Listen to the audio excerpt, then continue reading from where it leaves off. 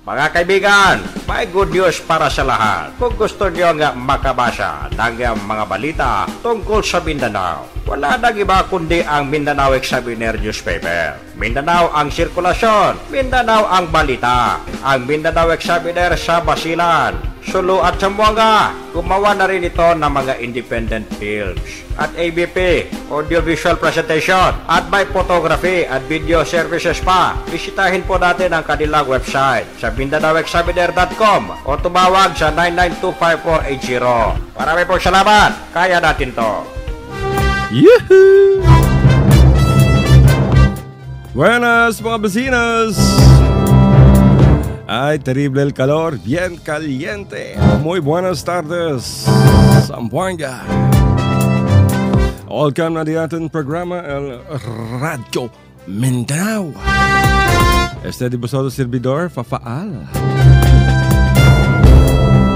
Magandang hapon. Maganda pa ko kayo sa hapon. Sa mainit na hapon, Basilan, Sulu, Tawi. At sa Central Mindanao, sa Maguindanao, kompleto, North Cotabato, Cotabato City, General Santos, Kitapawan, Coronadal, nakikinig sa atin ngayon. Pati sa Tuguegarao City, sa Cagayan Province, Shortwave Radio 2. Ay nako, hindi pa nagsisimula yung ating programa, dami na nagre-request.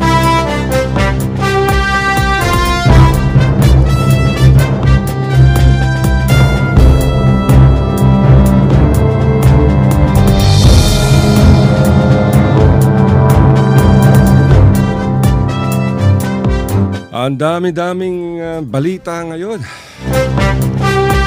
Mga kaibigan, sa Basilan, ang daming syabong nakuha. Naku po, nakumpiska. Sino kaya may-ari ng mga syabong na nakumpiska dyan? Naku, hindi sachet mga kaibigan. Kilo-kilong syabu. Naku, di ba kahapon lamang binabanggit natin yung pangalawang listahan ni Tatay Digong. Naku, ang daming mga personalities mula sa Basilan, Lanao del Sur at Maguindanao. Alay ko.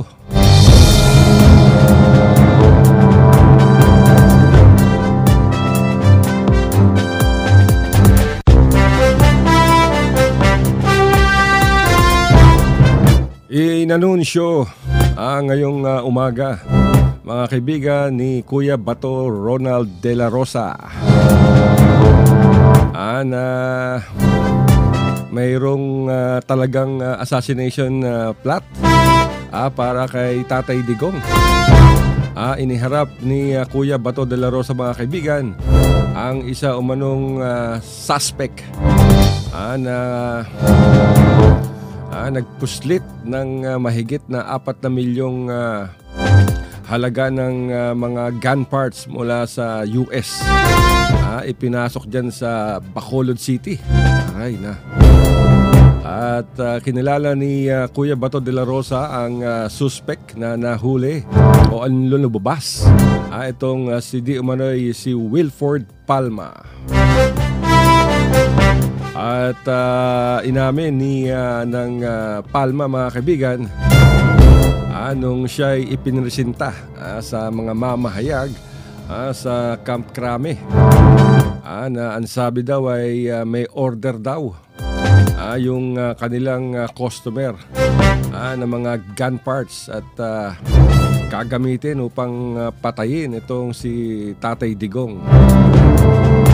At sinabi ni Palma, mga kaibigan, during the news conference ay mahigit na iba-ibang pyesa ng armas ang kanilang ipinuslit. Kasama na rito yung mga ginagamit para sa M16 automatic rifles. Na-aresto sila, mga kaibigan. Kasama na-aresto itong si Palma, si Brian Taala. Nasakote sila ng Criminal Investigation and Detection Group dahil sa pagpupuslit ng mga armas dyan sa Bacolod. At sasampahan sila ng kaso dahil sa paglabag sa Republic Act 10591 o ang Comprehensive Firearms and Ammunition Regulation Act. At sinabi ni Palma na nalaman nila sa dakong huli na ito palang mga pyesa ng baril ay gagamitin upang itumba itong si Tatay Digong.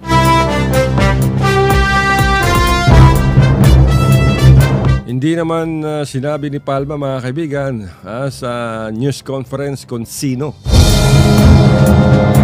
ang nasa likod nito, ang utak sa planong paglikida kay Tatay Digong.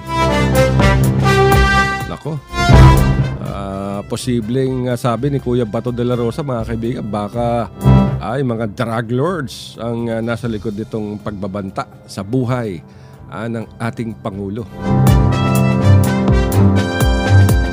Sa kasalukuyan, mga kaibigan, ay inilalagay na sa isang interogasyon itong si dalawang nahuli, itong si Tala at si Palma.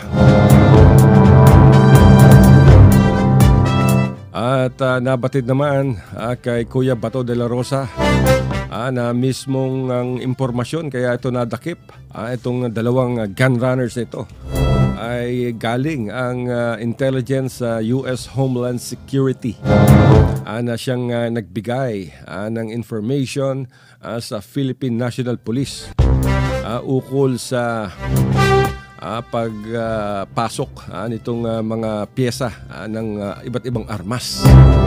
At inilagay ito, mga kaibigan, sa balikbayan boxes.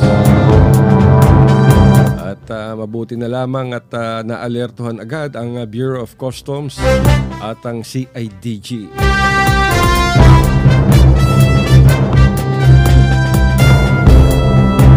Nabatid natin, mga kaibigan, na 10 kahon ng mga illegal firearms ang naipuslit mula sa Amerika papunta sa Pilipinas.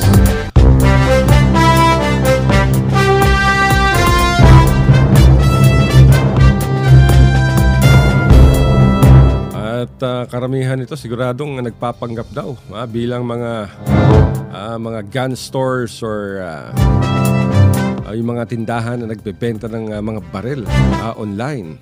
Naku po. Sa ngayon, mga kaibigan, ay patuloy ang pag-iimbestiga dito sa dalawa.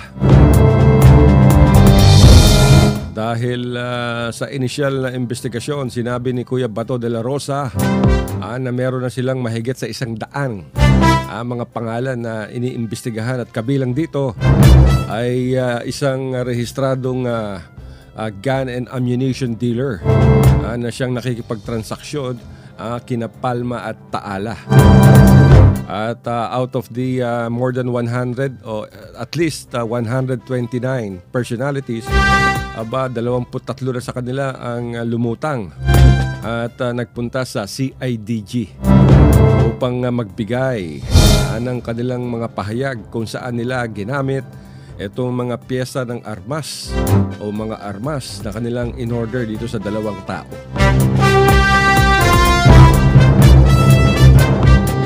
Yan ang hirap, mga kaibigan, kaya ingat tayo pagdating sa mga armas. Nako, mahirap yan. Tignan natin kung makahook tayo sa CNN, ang ating partner, upang malaman natin itong pinag-usapan. Kung available ba ang ating hotline sa CNN, mga kaibigan, ng aming partner dito sa RPN, dito po like Zamboanga. May isa kasing ito, mga kaibigan, ito na pala si Palma. Customer. May isa sang customer na may balak umorder ng mga lower end parts daw, sabi niya sa akin, at yun daw gagamitin sa assassination ni President Duterte. Yun na po. Para pang assassinate kay President Duterte. Yung lower end parts daw, may ibig sabihin nun mga parang mura na mga lower end. Ito, high end ito. Yes, sir. Yes. Lower end. Lower end. Para Yung Hindi ko po masabi yung pangalan. Pero sa...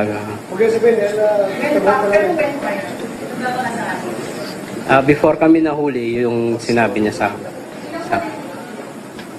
marami-rami na yung parts na order niya. Nasa Ginawa yung pag-order na yun? matagal na yung continuous eh. Hindi pa sir. Kuya, ilang parts yung bibili? Yung upper receiver kasi makakabuo ng ang isang upper receiver isang barrel. Tapos nasa 100 plus na upper receiver yon. Nasa 40 na barrel. Tsaka 30 na ata nung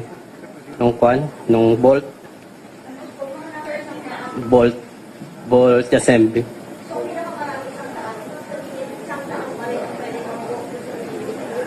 Mahigit 100 ba? Mga rifle siguro, mga M16. Ganun. Sir, without mentioning who this person is, you cannot be guys what? Ano siya? Bad for hire? Politiko ba to? Actually, hindi pa namin talaga natumbok itong tao na ito. Pero, most likely, hindi siguro siya yung gun for hire. Baka pinutusan lang ito ng sindikato na bumili ng ganon para gamitin for that purpose. Awan ko.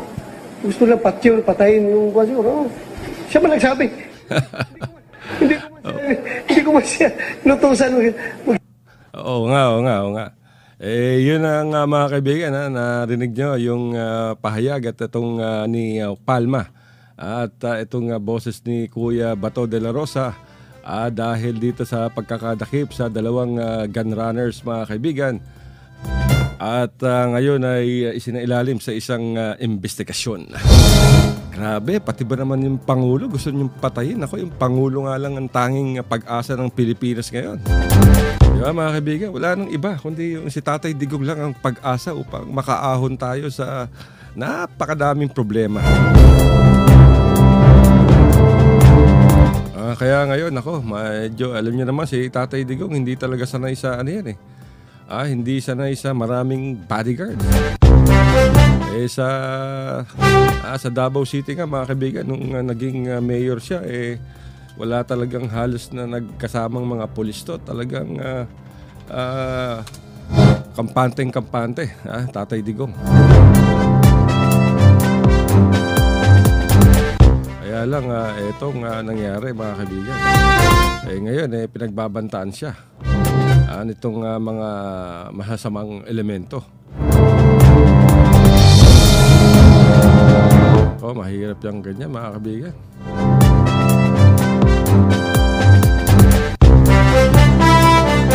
Dahil itong gantong klase, dapat hindi ito pinalalagpas.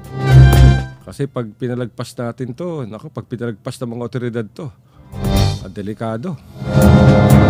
Dahil yung pagbabanta mo pa lang sa Pangulo, malaking krimen na yan, mga kaibigan. May liable ka na dyan, when you're threatening the life of the president. That's another story. And when there's a plot to kill or assassinate Tatay Digong, kaya dapat siguro mag-ingat si Tatay Digong. I'm sure itong si Tatay Digong ay hindi naman papayag na magkaroon ng ganitong klaseng problema dahil lalo-lalo na yung pulis, yung ating militar, yung Presidential Guard, dahil kung meron tayong huling pag-asa, ito na lang si Tatay Digong. Pag-asa laban sa korupsyon, laban sa masamang epekto ng droga sa bansa, sa nakawan, sa patayan, lahat. Kita niyo naman, ilang nakakamahigit na 1 buwan pa lang si Tatay Digong. Marami na siyang na-accomplish, mga kaibigan. Kaya dapat suportahan natin ang ating pamahalaan. Ngayon, nagkaroon kaagad ng indefinite ceasefire sa Communist Party of the Philippines, sa National Democratic Front, at sa New People's Army. At dahil sa ceasefire na yan, na bigyan ng atensyon ng ating armed forces. Kasama dito si CS Ricardo Bisaya na pagtuunan ng atensyon itong problema ng Abu Sayyaf ng terorismo sa ating bansa, lalo-lalo na sa Mindanao.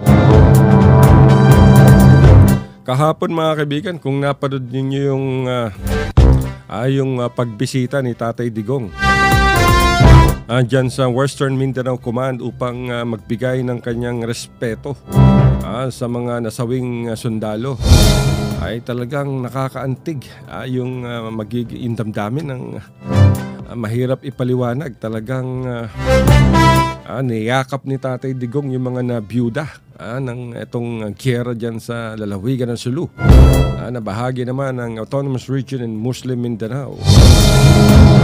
Ay hinalikan pa ni Tatay Digong ang isang litrato ng sundalong Muslim sa harapan ng kanyang pamilya bilang pagpupugay sa pagsasakripisyo sa kanyang buhay.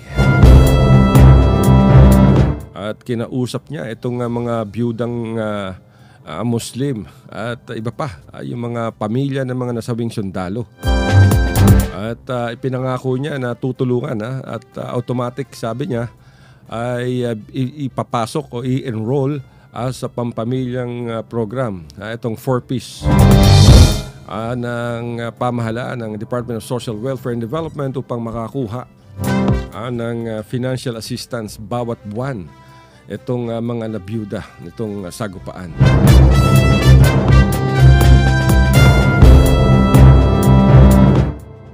Kaya bukod pa dyan mga kaibigan ay pati yung pagpapaaral sa mga bata sa mga state colleges at sa mga government schools ay ibibigay din para sa anak ng mga sundalo, yung mga naiwan ng mga sundalo.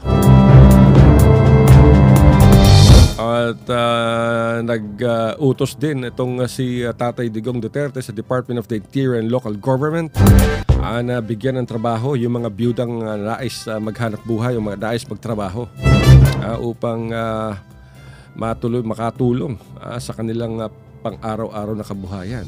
Of course, bukod pa to yung makukuhang mga benepisyo ng pamilya mula sa itong sa nangyari. Kaya lang yung mga pera mga kaibigan, immaterial na yan dahil hindi mo na may babalik ang buhay ng mga nasawi. Nakakaiyak pa nung yumakap yung isang bata na anak ng sundalo kay Tatay Digong. At makikita mo talagang maluha-luha itong si Tatay Digong at yung isa pang byuda na pagtingin pa lang sa kanya ay biglang humagulgol ng napakalakas na iyak. Talagang nakakaantig ng damdamin. Napakasimple ni Tatay Digong. Walang talagang mafe-feel mo sa kanyang pananalita, sa kanyang mga kilos na siya'y lubos na nasaktan.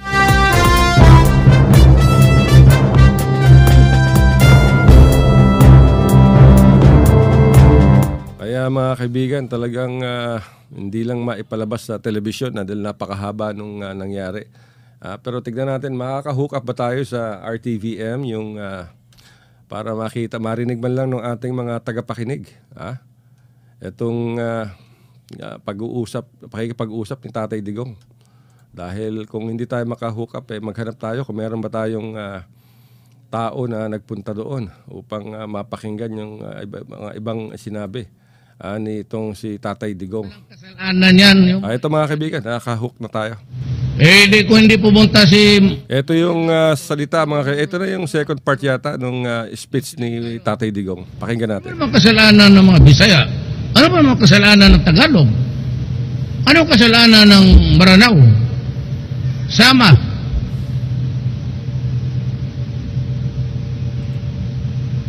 Sana maintindihan nila yan. Ayaw ko talagang every time ay makita ako kay Abu Sayyaf, nasasaktan ako. Totoo lang.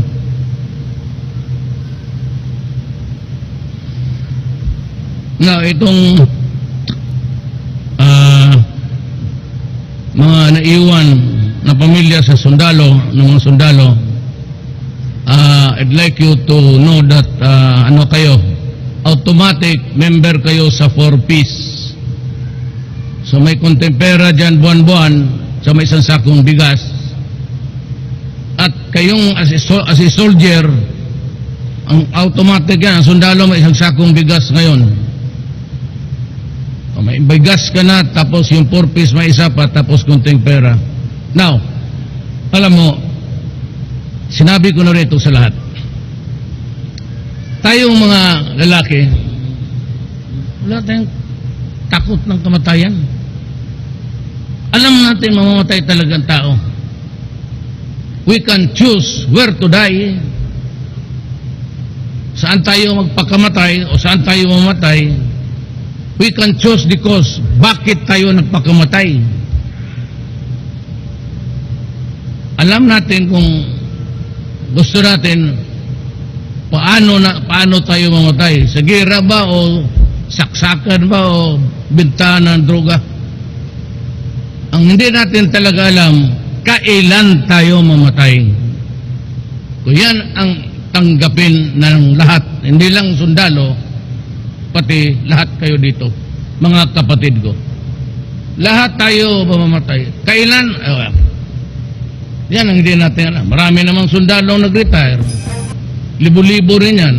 Marami rin naging heroes. Itong lahat namatay, binibigyan ko ng saludo.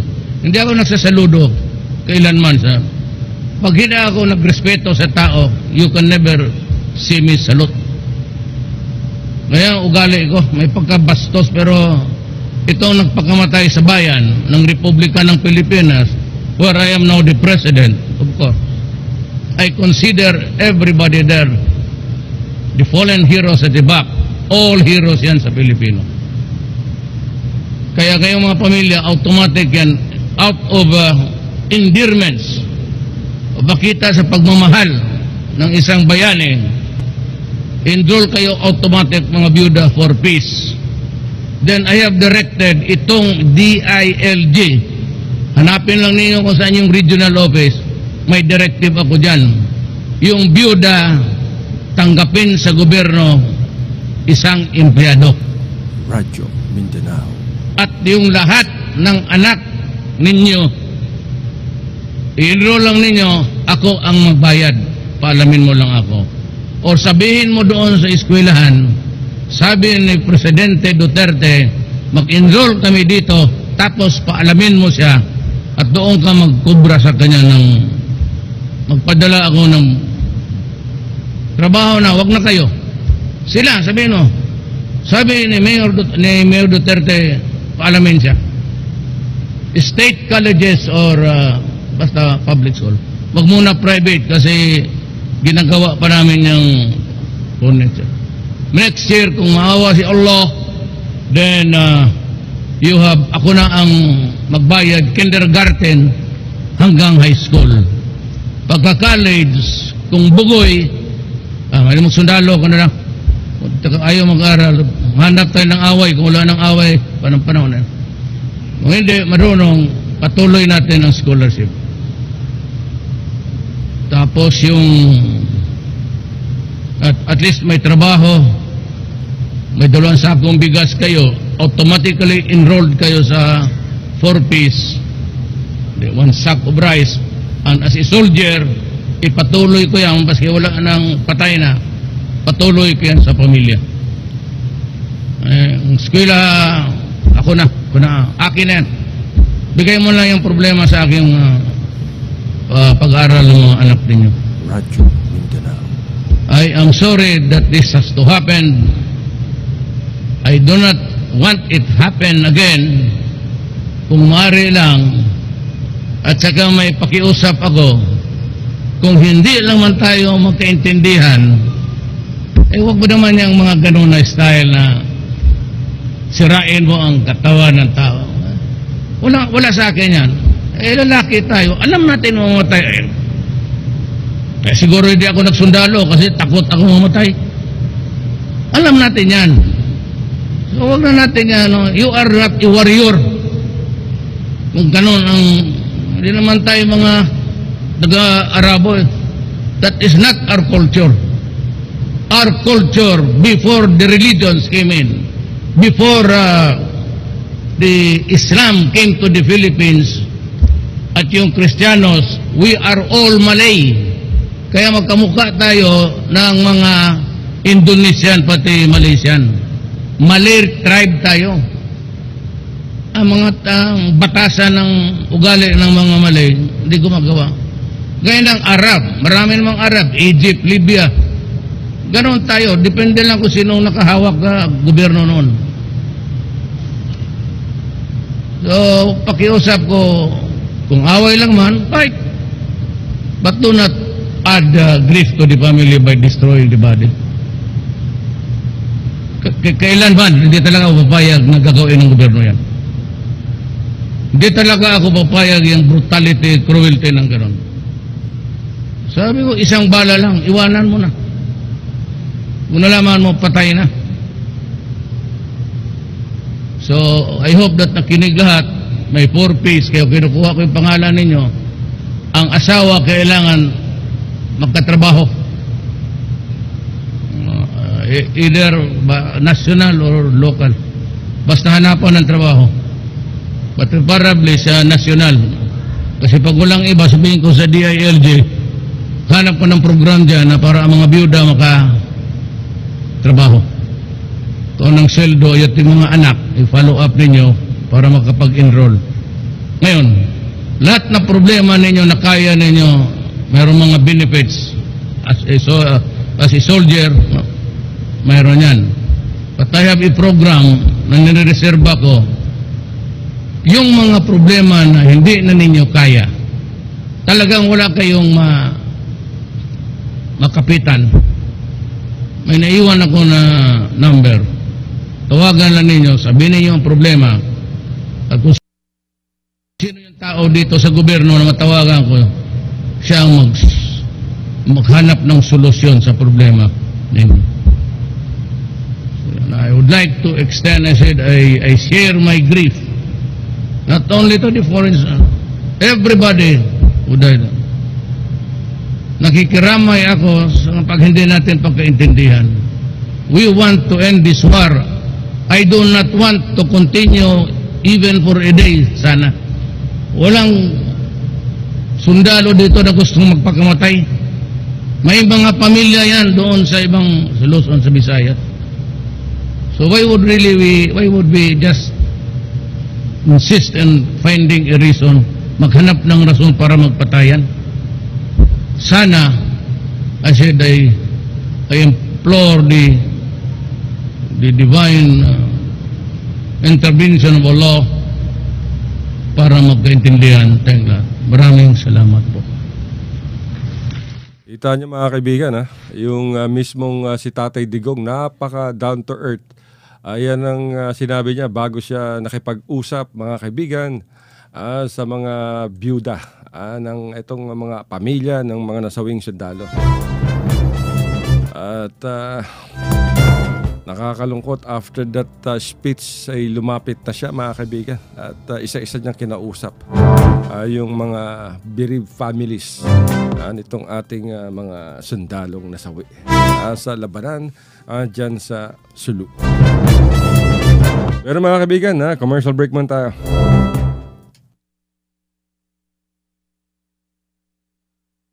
Diyos para sa lahat. Kung gusto niyo nga makabasa ng mga balita tungkol sa Mindanao, wala nang iba kundi ang Mindanao Examiner Newspaper. Mindanao ang sirkulasyon, Mindanao ang balita. Ang Mindanao Examiner sa Basilan, Sulu at Zamboanga. Gumawa na rin ito ng mga independent films at ABP, audiovisual presentation, at may photography at video services pa. Bisitahin po natin ang kanilang website sa MindanaoExaminer.com o tumawag sa 9925480. Marami po salamat. Kaya natin to. Thank you very much, Mr. President. President Fidel V. Ramos. Alam niyo mga kaibigan, bago nagpunta si Tatay Digong dito sa Zamboanga, ay nakausap niya itong si Moro National Liberation Front Chairman Nur Miswari sa cellphone. At napag-usapan nila ang pagbubukas muli ng peace talks o para maipagpatuloy ang September 1996 peace agreement sa pagitan ng pamahalaan ng Pilipinas at ng Moro National Liberation Front sa ilalim nitong si Maas Nur Miswari. At nangangamba si Maas Nur na dahil merong warrants of arrest sa kanya kaugnay sa rebellion charges, yung pag-atake sa Zamboanga noong 2013 ng mga MNLF members, ay baka siya ay dakpin kung sakaling lumabas siya upang makipag-usap sa pamahalaang Duterte. Sinigurado naman mga kaibigan ni Tatay Digong kay Maas na walang mangyayaring masama sa kanya at hindi siya aarestuhin ng kahit sinong otoridad, whether police or militar, at whether NBI, CIDG, law enforcement agencies or whatever, ay ipinag-utos ni Tatay Digong sa lahat ng mga otoridad na huwag gagalawin si Maas at pabayaan siyang makalabas ng Sulu upang maipagpatuloy ang pag-uusap. Yan ang sinigurado nitong si Tatay Digong kay Maas nung sila ay mag-usap sa cellphone.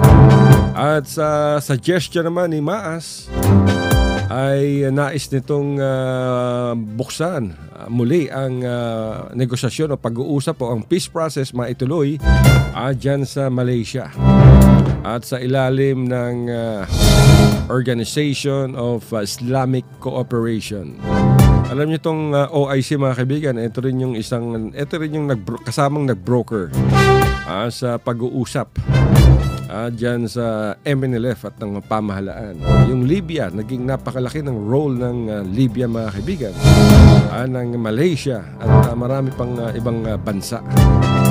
Kaya naman sa lalong madaling panahon ay sinabi ni Tatay Digong na dapat ay mag-usap na kagad sila.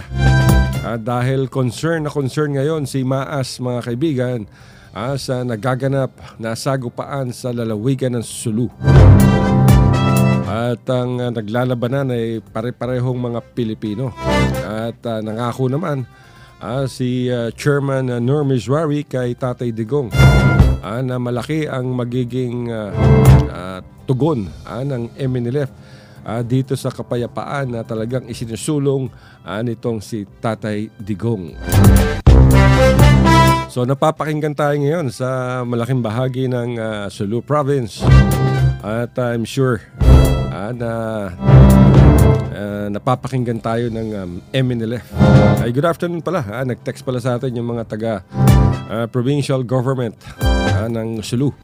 Yung mga staff nitong si Sulu Governor Toto Tan. Good afternoon kay Governor Toto Tan at sa lahat ng mga provincial employees. Mayol, assalamualaikum. At busy ngayon mga kaibigan. Itong si Governor Toto Tan sa distribution nitong mga relief aid ay kahapon inulat natin na mahigit 500 pamilya yung mga nagsilikas sa 4 na barangay lamang ng Patikul kung saan ay dito nakatutok ang pensiba ng militar. Ngayon mga kaibigan, mahigit ng 1,000 pamilya ang nagsilikas. Iba pa yung mga nasa Maimbong, nasa Talipaw, nasa Indanan. Kaya abalang-abala. Baka kagabi daw inumaga na itong si Governor Toto Tan na siyang chairman naman ng Crisis Management Committee dyan sa probinsya ng Sulu. Dahil tutok na tutok itong si Governor Toto Tan sa nagaganap dyan. At ang order niya sa Department of Social Welfare and Development, sa Philippine Red Cross at sa iba pa ay siguraduhin ng kaligtasan ng mga sibilyan. Lalong-lalo na yung mga bata at mga babae at maging ng mga matatanda. Wawa naman si Governor Toto at pagod na pagod pero ganyan talaga at napakasipag naman yan, workaholic. Manang-mana sa kanyang ama na si Sakurtan, ang dating gobernador ng lalawigan ng Sulu. So good afternoon sa lahat ng mga nakikinig dyan sa Sulu. At meron akong iaalay sa inyo mga kaibigan dyan sa mga kapatid natin sa Sulu. At siyempre dyan sa Sultan Kudarat, maraming mga tausog dyan sa Basilan, dyan sa Tawi-Tawi. Sa Zamboanga, maraming nakikinig sa ating mga tausog. At inaabangan ng ating programa. Siyempre at kailangan ay ipakita natin na sinusuportahan natin ang ating pamahalaan, ang ating gobyerno, ang ating provincial government sa Sulu dahil dito sa nagaganap na problema.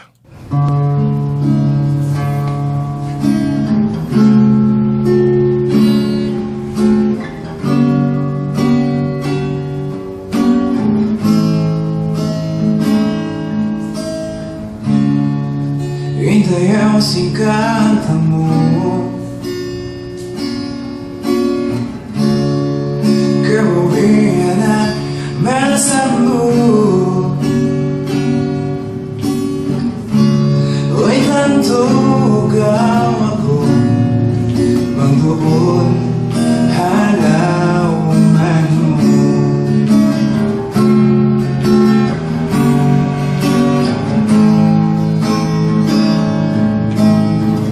Mataon na inbiyag lihanan, doon na kay mo di malam. Isang pa kayong pawin ay bayan paso, inagaw ka lubahan. Lubaso bangun ka magbalik, di matungkay mo ihahon ang lumasakit. Lubaso ayaw ka umamtawan, masawa pagkataan. Lubaso kung nasing gagantilan.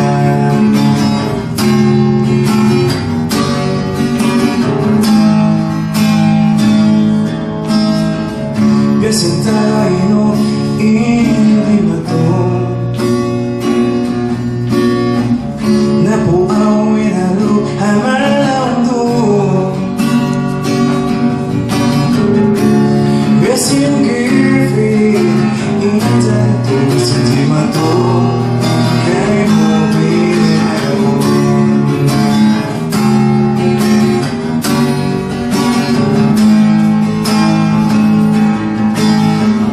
Nabukin katawan, isa na malayong ikaw na. Masod kay mo tumawang lubaso, wala na bukas na. Lubaso bangun ka magbalik, di matungkay mo bihaman na lumasakit. Lubaso ayaw ka umamtawan, masawa ang pagkataan. Lubaso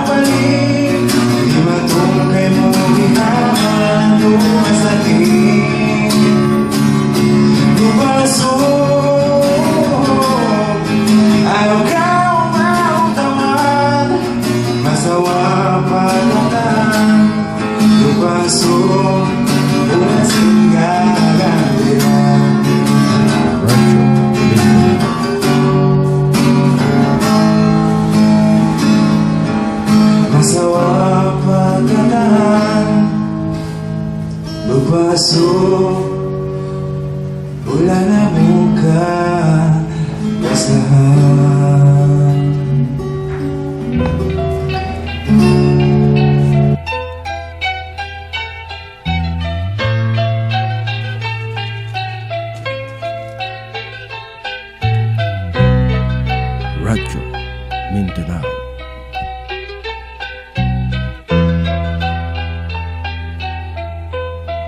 Hinahanap ko ngayon ang tunay na damdamin.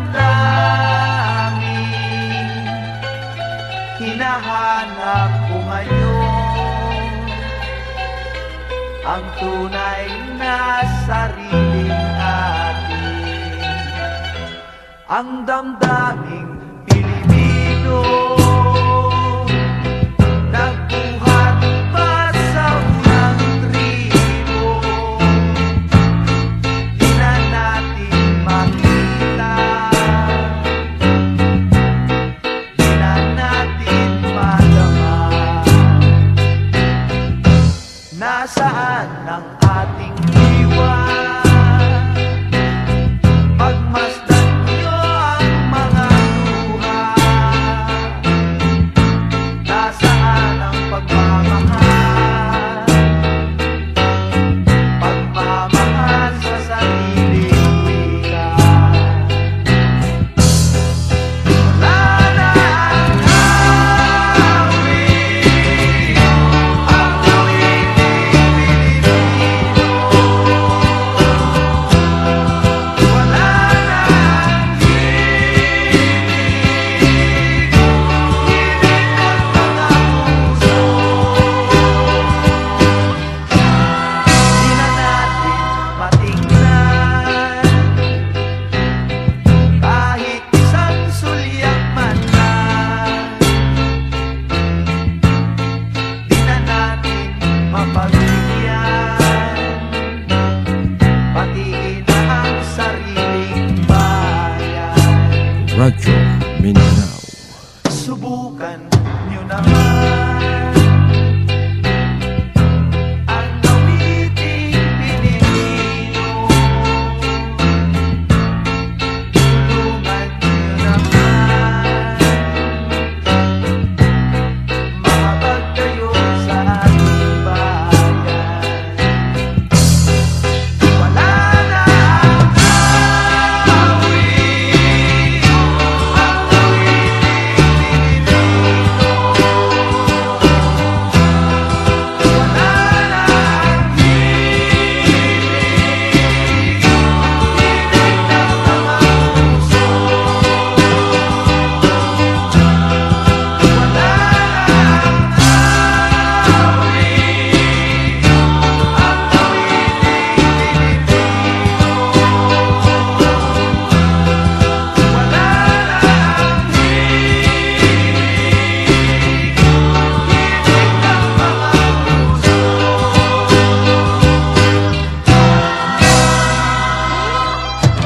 Radyo Mindanao.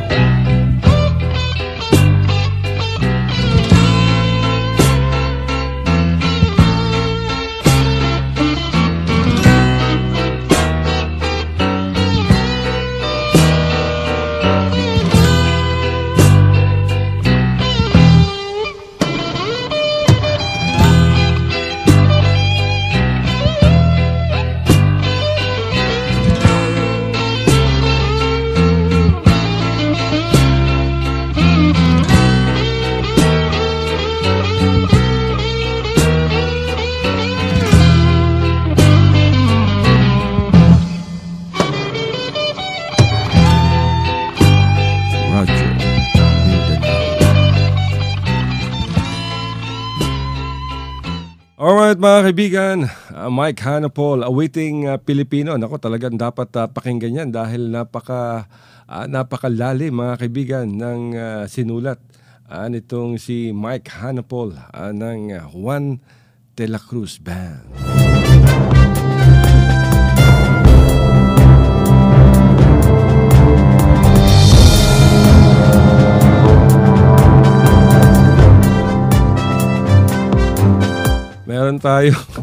Meron tayo nakakabalita. Pinasa sa atin mga kaibigan ng ating correspondent mula sa Davao. Aba, buhaya, naglangoy-langoy sa baha sa Katalunan Pequeño, nadakpan na. Sus, Ginoo. Giturn over na sa Davao Crocodile Park ang mga igsuon sa mga environment authorities ang 6-footer nga buwaya. Sumala pa kang Crocodile Park Operations Director Ana Borja nga ang buwayang nakitang naglangoy-langoy sa barangay Catalunian Pequeño ay giturn over na sa maong parke sa Department of Environment and Natural Resources. Ginganla na maong buwaya ay sa mga personahe sa maong parke o Croc Zero.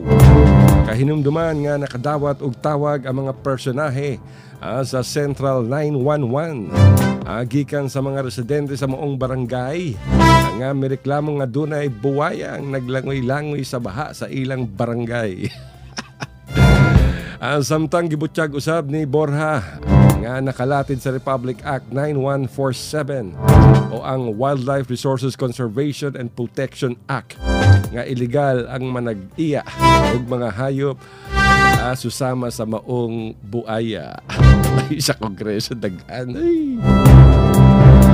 Ay nako, igsoon. Mabuti na lamang at walang nakagat itong buaya. Ay nako. Mahirap imagine na makita ninyo yung isang buhay lumalangoy sa baha dyan sa barangay ninyo. Baka siguro kung hindi kayo marunong lumangoy, baka mapatakbo kayo sa baha. At nga pa'y usa, ulitawo nakatilaw og suntok gumikan sa ladies drink. Ay sus Ginoo. Sukarap ang usa ka 24 anyos nga ulitawo human kini nakatilaw og suntok. Murag si Manny Pacquiao gikan sa usa ka entertainer sulod sa usa ka bar dalang Anda, Davao City. Midanggop sa San Pedro Police Station ang biktima na si Fred Kapinding, ulitawo nga taga Dakudaw ng Davao City, kung asa iyang gireklamo ang manager ingon man usa ka entertainment sa Hot Legs Bar sa maong dapit gumikan sa pagpanakit. Nasayra na to mga kauban ay sa biktima ang iyang mga higala nga misulod sa maong bar. Kung asa dito sila sa VIP room. Wow! Og sa ilang paggawas, ila unta iparifan ang ladies drink nga wala matud pa matandog og dito na sila nagkalalis sa manager sa maong patigayon. Sa wala masayring rason, kalit na lamang gisumbag sa usa ka babayeng entertainer ang reklamante og paspasusab silang milayas kay namaktikdan nilang kinakursunada na matud pa sila ubang kalalakingan sulod sa maong bar. Sa pagkakaroon mga igsuon, ginaimbestigahan na sa kapulisan ang maong reklamo. Ay kaluoy. Nga na may paripandi mo ladies drink ay wala may nahurot. Siguro ladies drink pila man to, 300, 500. Ay dong, uli na lang sa balay. Ay, kaluoy. Imagine mga kaibigan, usa ka 24 anyos nga ulit tao gikulata diha sa Hot Legs Bar sa Davao City. Hot Legs, murag si Rod Stewart. Ay sus, sige pa, maghubog-hubog pa. Dari sa Buanga, daghang maghubog-hubog dahil sa Governor Ramos. Saman to, White Rooster ba to? Sige, mag-shower-shower diha. Bantay ka mo kay kang mayor. Masulod na si mayor. Sas, sumbaga mayor. Bueno mga kaibigan, patapos na naman tayo pero bago tayo magtapos, isang munang balita. Mahigpit na sinusuri ngayon ng Philippine Drug Enforcement Agency ang closed circuit television footage na kanilang nakuha sa isinagawang raid kamakailan sa isang lugar sa Mandaluyong City na umano'y patuloy na pinupuntahan ng ilang showbiz celebrities na sangkot sa illegal na droga. Bagamat wala pang pinapangalanan, sinabi naman ni PIDEA National Capital Regional Director Wilkins Villanueva na aabangan nila kung sino-sino ang mga ito upang malaman ang kanilang ginagawa o kung sila ba'y bumibili ng illegal na droga o ecstasy or what o party drugs dyan sa naturang bar. Ayon sa PIDEA, ang Silalakay umano nilang bar ay paboritong puntahan ng mga artista. Idinagdag pa ng ahensya na may mga kilala at laos ng celebrity ang nagpupunta sa lugar na hindi mo na binanggit ng PIDEA dahil tuloy-tuloy pa ang kanilang surveillance. Sinabi pa ni Director Villanueva na ilan naman sa mga showbiz personality ay hindi lang basta user, kundi poser din. Grabe. Alam niyo mga kaibigan, pag nagsasabo kasi itong mga artista, marami silang mga taping, minsan inaabot hanggang umaga, madaling araw yung taping nila. Pag nagsasabo raw, 3 araw, walang tulog. Imagine, 3 araw walang tulog, para ka ng zombie nun. Diba mga kaibigan? Ay nako, wala na tayong oras. Kumakatok na naman yung ating technical director. Batiin mo natin yung mga taga-Baliwasan, sina Alili. At binabati niya si Ramel Kamay. I love you, Ramel, sabi ni Alili. At sa lahat dyan sa Calamansig, sa Sultan Kudarat, sa North Cotabato, Kidapawan, lahat ng mga nakikinig sa atin, wala na tayong oras. At hanggang bukas mga kaibigan, bago tayo magpaalam, pasalamatan muna natin ang lahat ng sumusubaybay sa Radyo Mindanao. Araw-araw yan mga kaibigan ay nakikinig sila pagdating ng alas 2, pagsapit ng alas 2, naka-tune in na yan sa Tuguegarao City, sa Jesus Miracle Crusade, sa General Santos na laging nakaantabay sa atin. At sa Kidapawan, ang Solmerano family, kanina nag-text, batiin daw natin ang Solmerano family. At ang Eluspa family naman sa Coronadal ay ang daming papabate. At naubusan na tayo ng oras. Pasensya na po kayo. At talagang walang-wala na. Maraming salamat sa Zamboanga, Basilan, Zulu, Tawi-Tawi, Magsukol, Central Mindanao, Sukran, ang inyong abang lingkod. Si Papa Al ay nagsasabi ng maraming salamat mga kaibigan. Hanggang bukas ay magsasama-sama pa rin tayo. Sabado, alas 3 tayo hanggang alas 4. Ito po niya balingkod uli, Papa Al. Sa ngalan ng aming producer, Mindanao Examiner, Regional Newspaper, ang aming PA, si Nino C, ang RPN D-Triple-X, Zamboanga 1008, manager namin, si Philip Abo. I love you, Mama. Chup-chup.